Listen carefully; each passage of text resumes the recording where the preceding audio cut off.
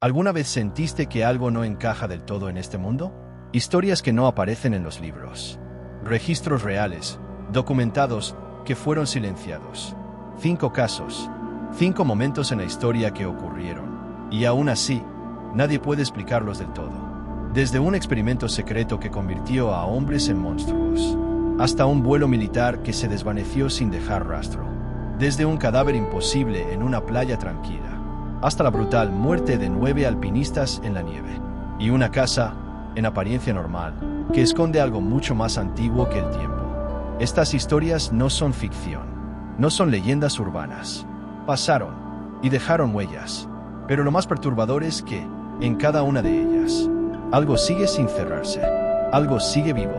Quédate hasta el final, porque la última historia no solo es real, podría estar ocurriendo todavía. El experimento soviético del sueño. Durante las oscuras décadas que siguieron a la Segunda Guerra Mundial, cuando el mundo aún se estremecía por los horrores de la guerra y las cicatrices del conflicto apenas comenzaban a cerrar, la Unión Soviética se sumergía en una carrera desesperada por alcanzar la supremacía tecnológica, científica y militar. Entre los proyectos más oscuros y secretos que se rumorea que existieron, se encuentra uno que, hasta hoy, provoca escalofríos a quienes lo conocen: el experimento soviético del sueño.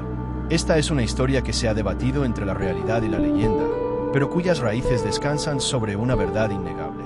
La ciencia ha sido utilizada muchas veces para fines monstruosos. Inicio del experimento. A finales de los años 40, científicos soviéticos recibieron la autorización del gobierno para llevar a cabo un estudio extremo sobre los efectos de la privación del sueño en el cuerpo humano. El objetivo oficial era analizar hasta qué punto un ser humano podía mantenerse funcional sin dormir, y cómo eso podía aprovecharse para fines militares, especialmente en interrogatorios y resistencia al dolor. Sin embargo, lo que ocurrió dentro de ese laboratorio fue algo mucho más oscuro. Para el experimento se seleccionaron 5 prisioneros políticos, considerados enemigos del régimen, hombres condenados a muerte. Se les ofreció una oportunidad, si aceptaban participar voluntariamente en un estudio científico que requería permanecer despiertos por 30 días, se les conmutaría la pena de muerte por cadena perpetua. Sin muchas opciones, aceptaron. Fueron encerrados en una cámara hermética de observación, completamente aislada del mundo exterior.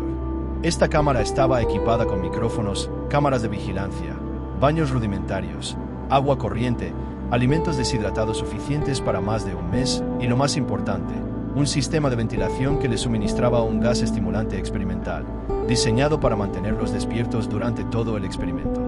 Durante los primeros días, todo parecía ir según lo planeado. Los prisioneros conversaban entre ellos, contaban anécdotas y se mostraban activos, aunque ligeramente irritables. Los científicos observaban desde detrás de los vidrios blindados, tomando notas detalladas. Todo estaba siendo grabado. Pero al llegar al 5.º día, comenzaron los cambios. El deterioro mental. Los sujetos empezaron a mostrar síntomas de paranoia aguda. Murmuraban cosas ininteligibles, se acusaban entre ellos de conspirar, y comenzaron a aislarse en distintos rincones de la cámara.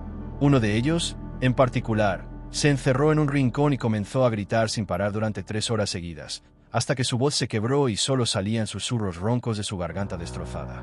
Luego, se volvió completamente mudo. No porque no pudiera hablar, sino porque se negó a hacerlo. Otros comenzaron a destruir los libros que se les había dado para entretenerse.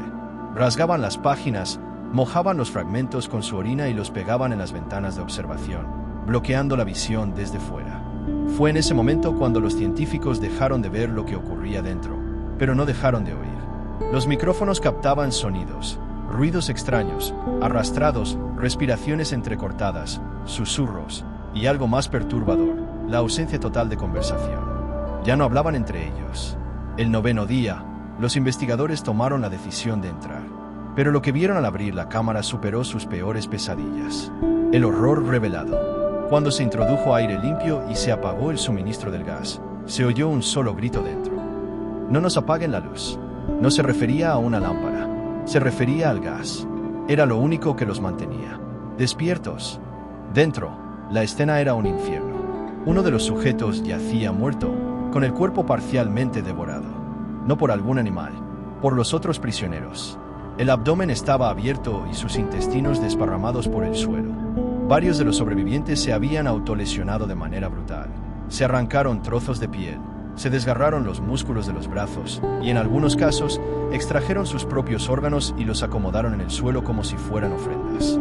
Uno de los prisioneros se había arrancado los párpados para no poder cerrar los ojos nunca más. Y lo más aterrador, todos sonreían. Cuando los soldados armados entraron para sacarlos, los sujetos oponían una fuerza física descomunal, muy por encima de lo que sus cuerpos famélicos deberían permitir.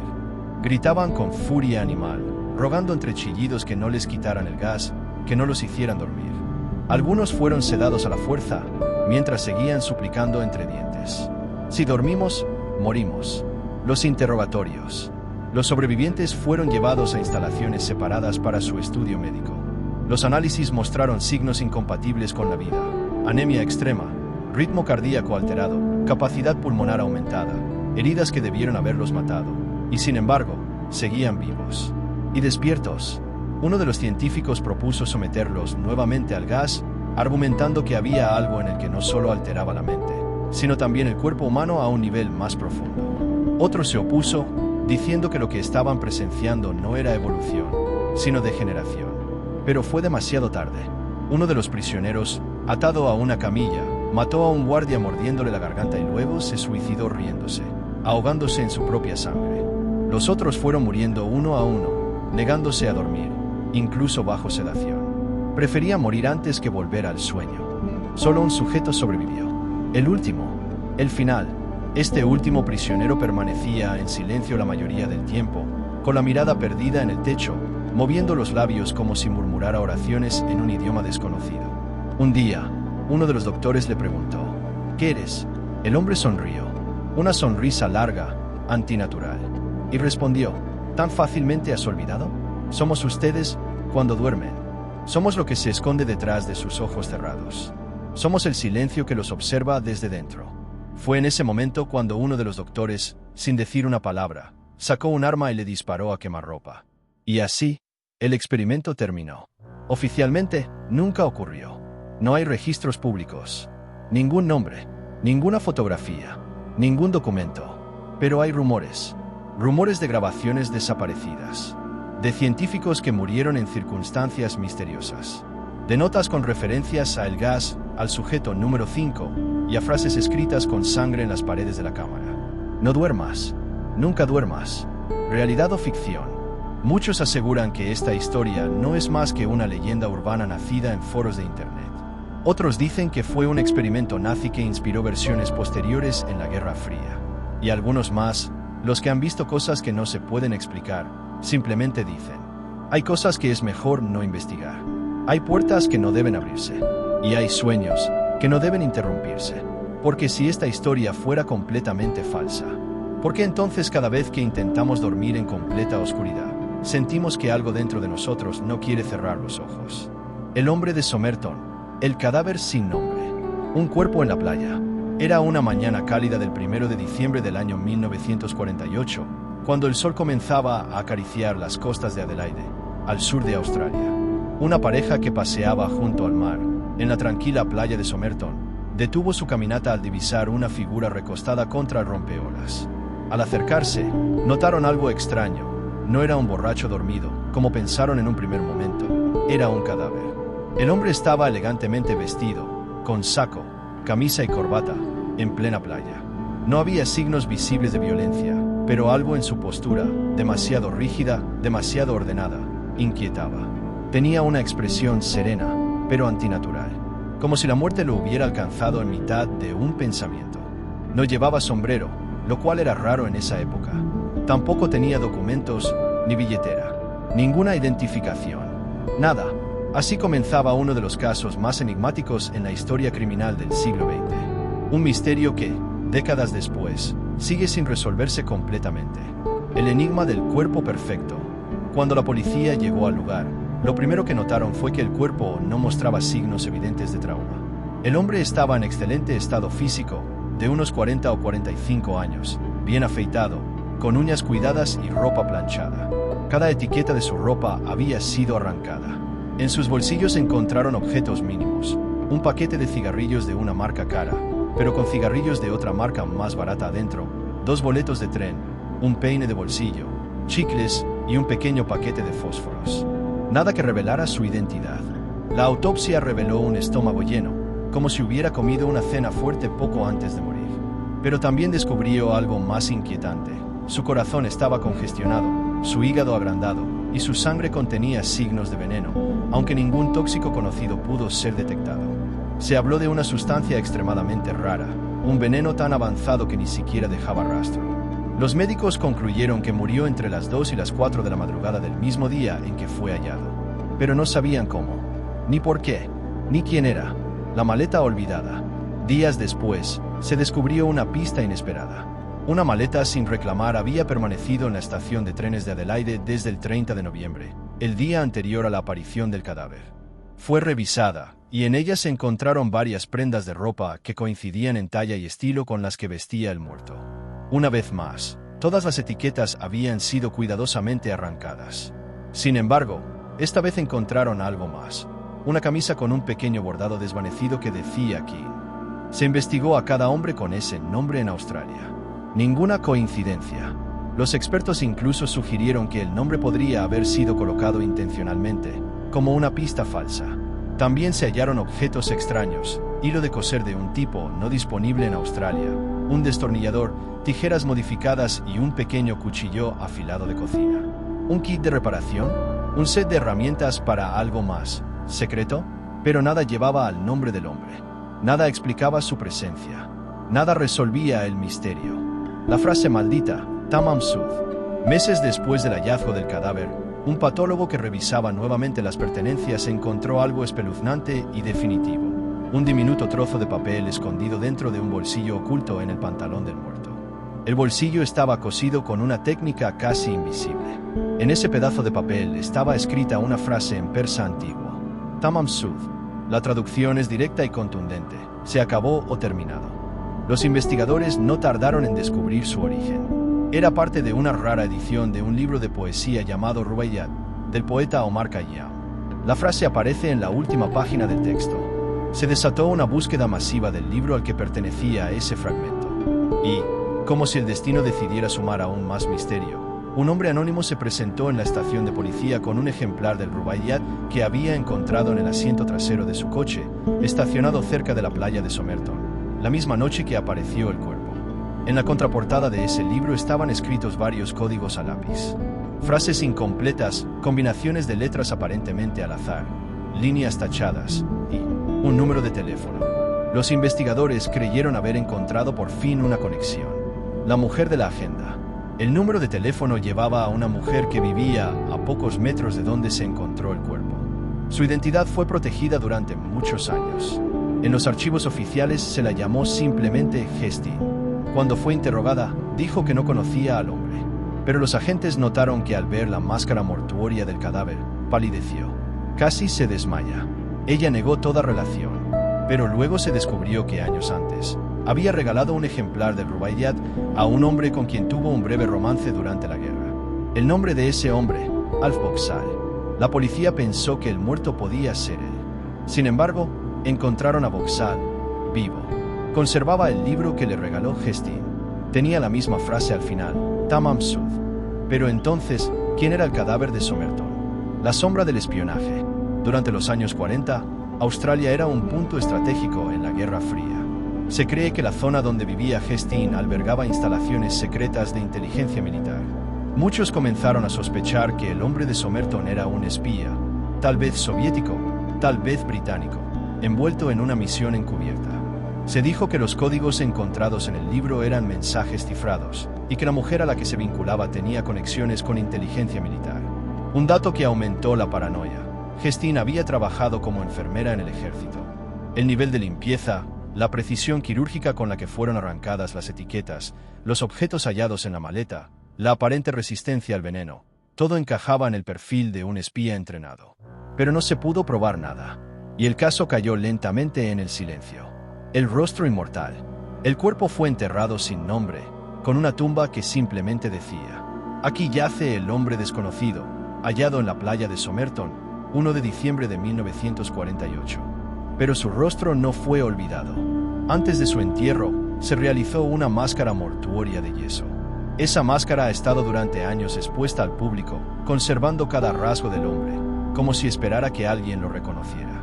Décadas después, con los avances de la tecnología forense, algunos investigadores exhumaron el cuerpo para extraer ADN. Se realizaron análisis de genealogía y pruebas cruzadas con bases de datos genéticas. Finalmente, en el año 2022, un grupo de investigadores afirmó haber identificado al hombre.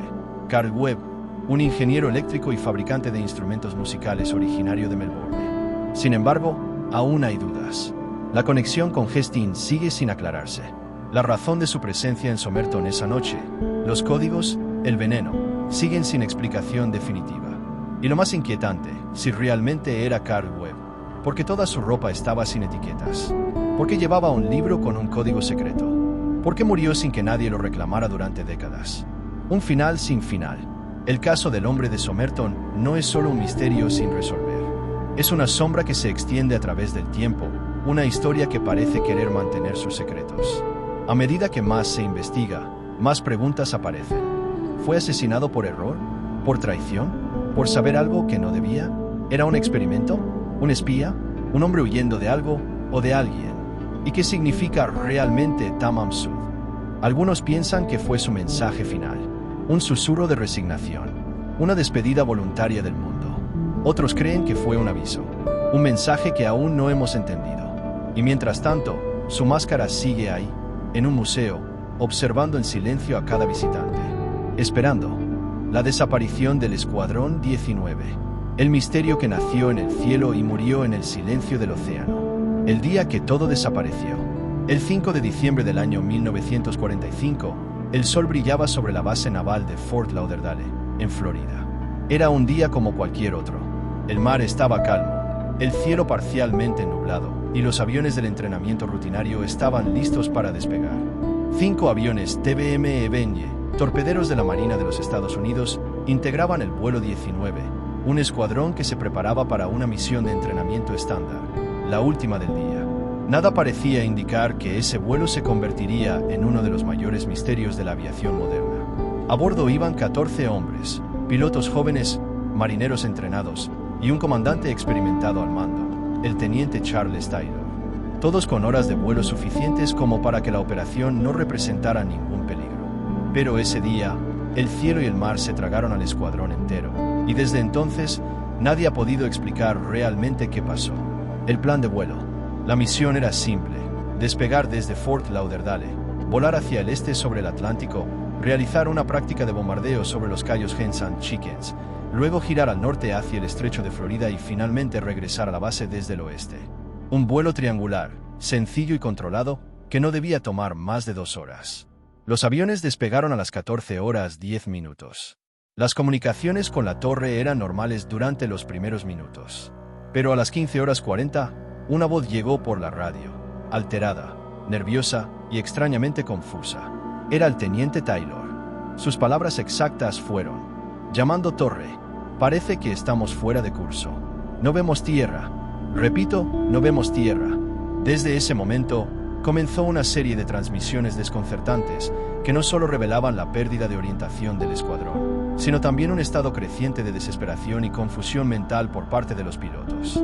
Las voces del misterio. Los controladores intentaron guiar a los aviones de regreso, pero la situación se volvió más inquietante con cada minuto. La radio captó frases como: todo parece extraño, incluso el océano. No podemos ver el oeste. Todo está mal. Es como si estuviéramos en el espacio. No podemos saber dónde está el norte. Todo está roto. La brújula dejó de funcionar. Los relojes no marcaban la hora. Las referencias visuales desaparecieron. El sol parecía moverse en direcciones inusuales. Y lo más inquietante, los 5 pilotos decían no saber dónde estaban, aunque llevaban años sobrevolando esas aguas. Lo que debía ser un vuelo de entrenamiento se había convertido en un descenso a lo desconocido. Desaparición en tiempo real. La torre de control escuchó durante más de 1 hora las transmisiones confusas de los hombres del vuelo 19. Intentaron desesperadamente ayudar. Les ordenaron girar hacia el oeste. Les enviaron coordenadas, repetidas con voz firme. Pero Taylor respondió: no sabemos en qué dirección está el oeste. Todo está mal. Todo se ve raro. Incluso el océano. Finalmente, la señal comenzó a debilitarse. Una última transmisión se registró a las 19 horas 4 minutos. Taylor dijo: Cuando el primero de nosotros tenga menos de 10 galones de combustible, todos bajaremos al mismo tiempo. Y entonces, silencio. Los 5 aviones desaparecieron del radar, de los cielos y de la historia. Ningún rastro fue hallado jamás. El avión de rescate también desapareció. La Marina reaccionó de inmediato. Un hidroavión Martin Mariner fue enviado con 13 tripulantes para buscar al escuadrón. Voló en línea recta hacia la última ubicación conocida. 30 minutos después de despegar, también desapareció. No hubo transmisión de emergencia. No hubo mensaje de auxilio. Solo una explosión vista desde un buque cercano, que reportó haber observado fuego en el cielo y un resplandor que se desvaneció sobre el mar. Ninguno de los hombres fue encontrado. En total, 27 personas desaparecieron ese día en el aire.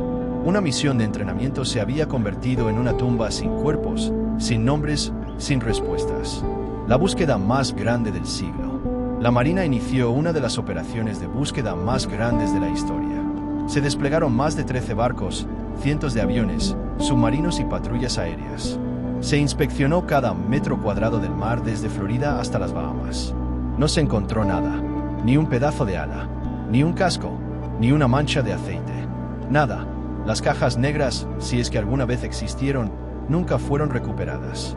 La tecnología de rastreo, rudimentaria para los estándares actuales, no pudo explicar cómo 6 aeronaves y 27 personas simplemente se desvanecieron.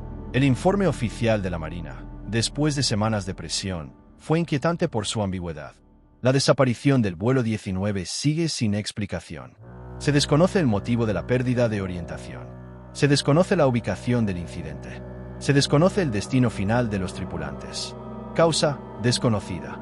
El Triángulo de las Bermudas nace. El misterio del Escuadrón 19 se convirtió en el catalizador del mito moderno del Triángulo de las Bermudas.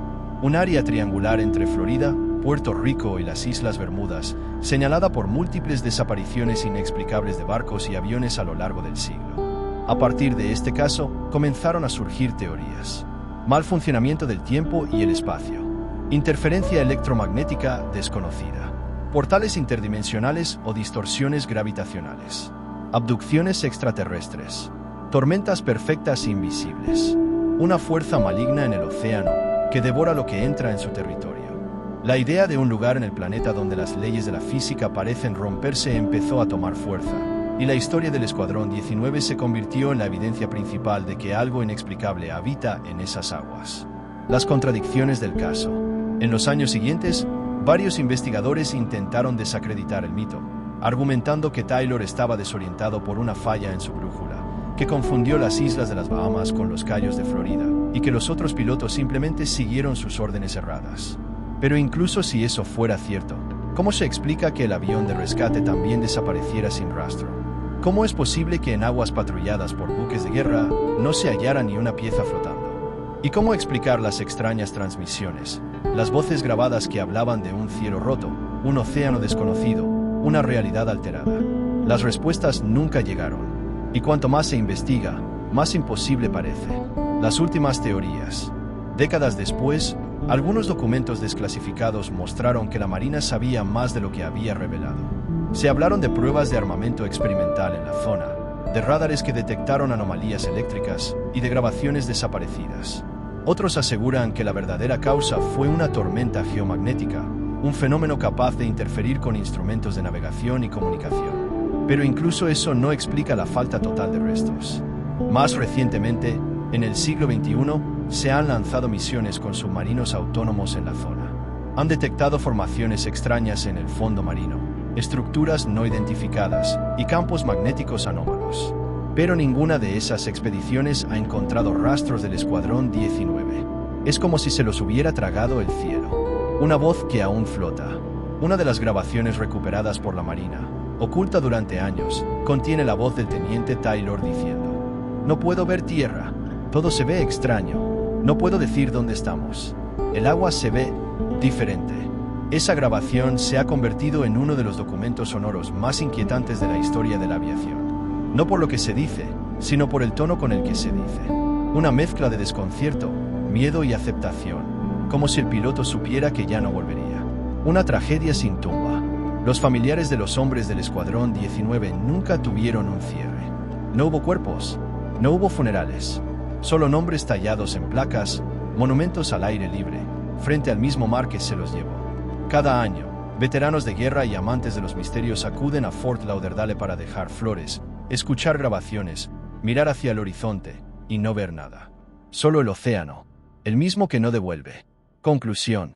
El caso del vuelo 19 no es solo una desaparición. Es una herida abierta en el tiempo, una historia que desafía la lógica y la ciencia. Es la prueba de que, incluso con toda nuestra tecnología, seguimos sin comprender los secretos más oscuros del planeta. ¿Fueron absorbidos por una dimensión paralela? ¿Fueron víctimas de una falla temporal?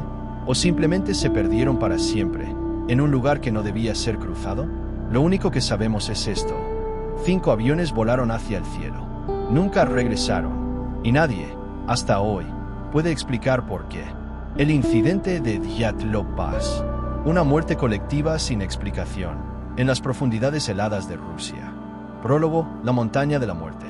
A fines del mes de enero del año 1959, 9 estudiantes y egresados del Instituto Politécnico de los Urales, liderados por Igor Dyatlov, partieron en una expedición de esquí de travesía hacia los montes Urales del norte, en la región de Sverdlovsk, al oeste de Siberia. Eran jóvenes fuertes, con experiencia en montañismo, y su objetivo era alcanzar el monte Otorten, un pico remoto al que pocos habían llegado. La ruta estaba clasificada como categoría 3, la más difícil, pero todos estaban preparados. Lo que nadie sabía era que ese viaje terminaría con una de las muertes colectivas más extrañas, horribles e inexplicables de todos los tiempos. Un misterio tan profundo que hasta hoy, más de 6 décadas después, sigue sin respuesta. La expedición y su última noche. Los miembros del grupo eran hombres y mujeres entre los 20 y 30 años. Todos preparados, equipados y decididos. Partieron con provisiones, carpas, esquís y un diario de viaje que registraba cada día con detalle. Tomaban fotografías, escribían bromas, y parecía una aventura común. Pero el 1 de febrero, acamparon en la ladera oriental de una montaña que los pueblos indígenas mansi llamaban Kolatsiakl, que significa la montaña de la muerte. A la mañana siguiente, nunca salieron del campamento. Cuando pasaron los días y no se reportaban de regreso, se organizó una búsqueda. Lo que encontraron cambiaría la historia de los misterios para siempre. El hallazgo, una carpa desgarrada desde dentro. El 26 de febrero, los rescatistas encontraron la tienda de campaña del grupo. Estaba parcialmente enterrada en la nieve, inclinada sobre la ladera, con sus bastones clavados pero cubierta por una fina capa blanca. Algo no cuadraba. La tienda había sido cortada desde adentro. No por un animal, no por el viento. Desde adentro, como si quienes dormían allí hubieran sentido un peligro tan extremo, que decidieron salir a la intemperie en medio de la noche y a más de 20 grados bajo cero. Y salieron sin ropa, algunos descalzos, con el torso desnudo, en plena tormenta, en la mitad de la nada. Los primeros cuerpos fueron hallados a más de 500 metros de la tienda, bajo unos árboles. 2 estaban en ropa interior, junto a una fogata improvisada. Tenían quemaduras en las manos. Uno de ellos tenía la lengua mordida como si hubiera intentado no gritar. Cerca, otros 3 cuerpos aparecieron, dispuestos en línea recta hacia la tienda, como si intentaran regresar, como si algo los hubiera hecho huir, y luego quisieran volver. Todos habían muerto de hipotermia. Eso, al menos, parecía lógico. Pero no era todo. Los otros cuerpos, lo inexplicable. Los últimos 4 cuerpos tardaron meses en aparecer. Estaban enterrados bajo metros de nieve, en una quebrada. Cuando los encontraron, el horror fue aún mayor. Uno de ellos no tenía lengua, ni labios, ni ojos. Otro tenía el cráneo fracturado, pero sin heridas externas, como si una presión interna lo hubiera aplastado. Una de las mujeres tenía el tórax destrozado, como si hubiese recibido el impacto de un vehículo, sin señales de ataque externo, sin heridas visibles. La fuerza que causó esas heridas fue calculada como equivalente a la de un accidente automovilístico. Y no había marcas de lucha, ni huellas, ni rastro de otro ser humano. ¿Qué pasó esa noche? Los diarios de los excursionistas llegaban hasta el 1 de febrero. Sus fotos también. Todo parecía normal. Risas, bromas, un grupo de amigos.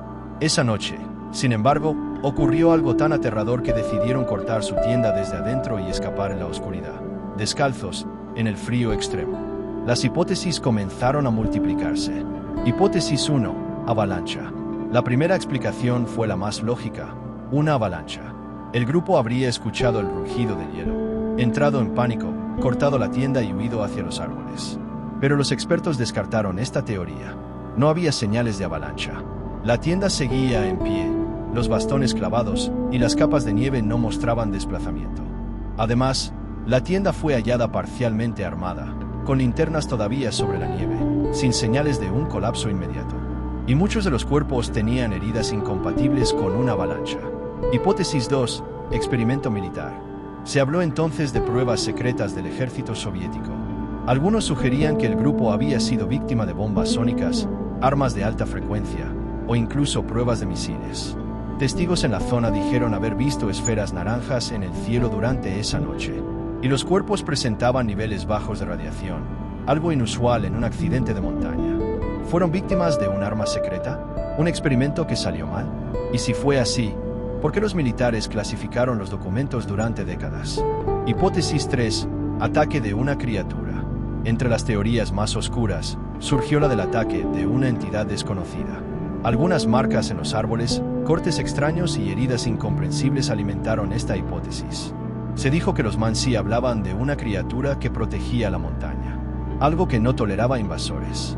Algunos rescatistas declararon, en secreto, que los rostros de los cuerpos mostraban expresiones de terror absoluto, como si hubieran visto algo que la mente humana no puede soportar. Hipótesis 4. Histeria colectiva. Otros creyeron que, bajo presión extrema, uno de los excursionistas se volvió violento, que hubo una pelea, que el miedo y la paranoia los llevó a enloquecer, a matarse entre ellos. Pero la evidencia no sostenía esta idea. No hubo señales de pelea, ninguna arma, ningún cuerpo mostraba heridas defensivas. Y los que murieron de hipotermia fueron hallados en posiciones que indicaban cooperación mutua, no violencia. Hipótesis 5. Fenómeno natural inexplicable.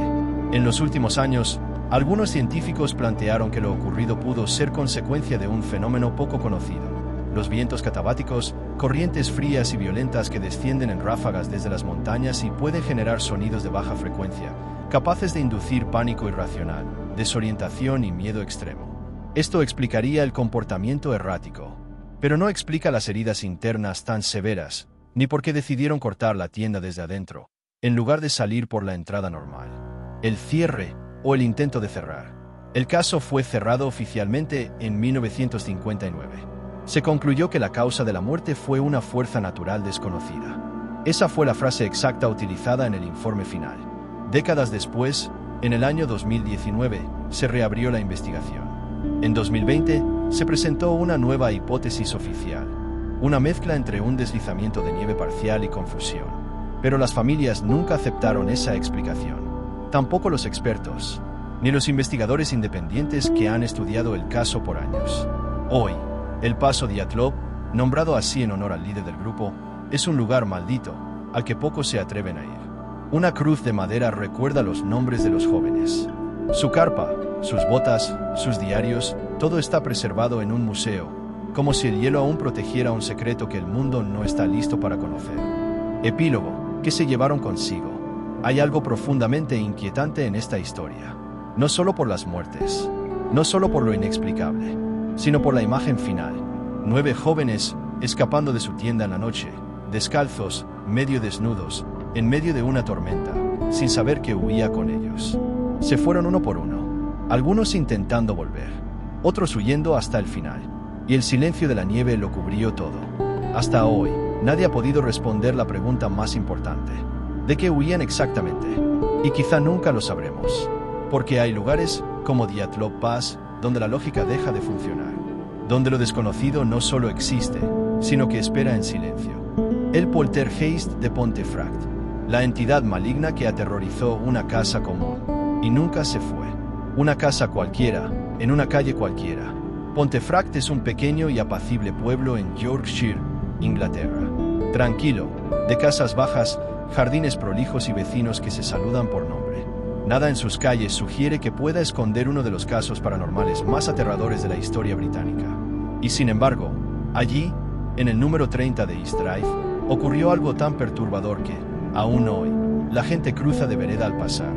Todo comenzó en el año 1966. La familia Pritchard, compuesta por Jan Joe, sus hijos Philip, de 15 años, y Diane, de 12, se mudó a esa casa sin saber que lo que estaba por suceder rompería las leyes de la lógica, la religión y la ciencia. El primer incidente, una nube negra. La familia apenas llevaba unos días instalada cuando sucedió lo primero. Jan, la madre, preparaba té en la cocina. De pronto, notó una corriente helada. Muy helada, como si alguien hubiera abierto una puerta al invierno. Instantes después, una nube negra apareció suspendida en el aire, justo sobre la mesa del comedor. No humo, no vapor, una niebla densa, oscura, compacta. La nube desapareció tan rápido como apareció. Pensaron que había sido una falla del sistema de calefacción, o una alucinación, o estrés. No sabían que era la primera señal. El fenómeno se intensifica. Esa misma semana, comenzaron a pasar cosas pequeñas. Luces que se apagaban y encendían solas. Golpes en la pared. Ruidos de pasos en el piso superior cuando no había nadie arriba. Jan escuchó una noche la voz de un hombre llamando por su nombre. Joe se despertó porque alguien le jaló las sábanas. Philip vio moverse una silla sin que nadie la tocara. Pero lo peor estaba por venir. Un día, mientras la familia almorzaba, una jarra de leche se elevó del suelo y fue arrojada contra la pared con violencia. No se cayó. Fue lanzada. Poco después, las paredes comenzaron a gotear agua. De ninguna cañería, de ninguna fuga. Agua que surgía de lugares secos, como si la casa llorara. Llamaron a un plomero. No encontró explicación. Les dijo, esto no es agua, es otra cosa, el bautismo del miedo. Los vecinos empezaron a hablar. Algunos decían que esa casa tenía mal aura, que en el terreno, antiguamente, había habido una prisión medieval. Otros decían que un monje había sido ejecutado por brujería cerca del lugar. Pero los Pritchard no eran supersticiosos. Siguieron allí, hasta que el fenómeno escaló a un nivel incontrolable. Los muebles comenzaron a moverse por sí solos. Objetos desaparecían y reaparecían en lugares imposibles. Cuadros que estaban colgados amanecían al revés. A veces, flotando. Y siempre, una presencia invisible que observaba desde los rincones. Una presión en el aire. Un aliento helado en la nuca. Fue entonces cuando la entidad recibió un nombre. Fred, el poltergeist con rostro invisible. La familia, intentando normalizar lo imposible, comenzó a llamar al espíritu Fred. Algunos testigos dijeron que bromearon con él al principio, que le pedían que no molestara, que hablaban en voz alta como si fuera un inquilino más. Pero Fred no era un huésped amigable. Comenzó a responder. Golpes en las paredes cuando lo nombraban. Puertas que se abrían lentamente. Un crucifijo arrancado de la pared en plena misa familiar. Rosarios que se rompían al contacto. Una noche, Joe fue arrojado de la cama por una fuerza invisible. Otro día, Jan encontró a su hija Diane suspendida en el aire, con marcas de manos en el cuello, sin nadie más en la habitación. Fred ya no era una broma. Fred era algo más. Testigos del horror. Lo más escalofriante de este caso es la cantidad de testigos.